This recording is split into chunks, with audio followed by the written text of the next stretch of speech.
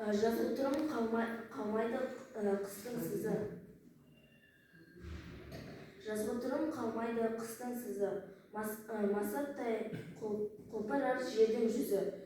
Жан-жануарлар адамзат анталасса, ата-ана елші деген күннің көзі. Мен бұл шумақтың төртбұрыш математикалық белгісімен белгілеген келіпті.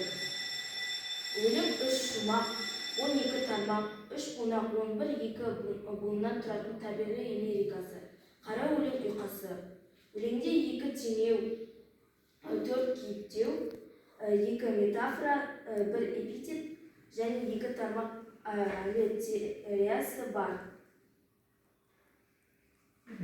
Жалпы сенің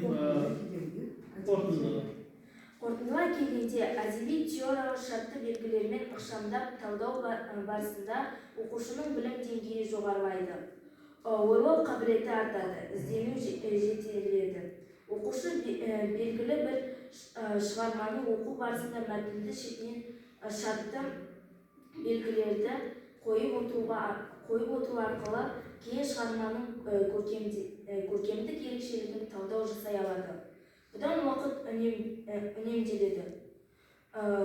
Қората келген поэзия әдеби теориялық шартты белгілермен талдау не үшін қажет?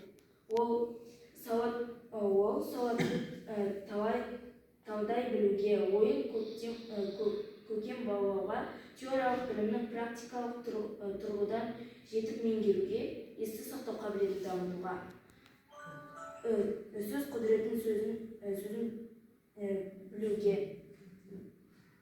Жалпы осыны үйретеді, жалпы адамға пайдасы осы бойынша, осымен жұмыс жасасаң, сол қорытындыға келдің бұл жерде.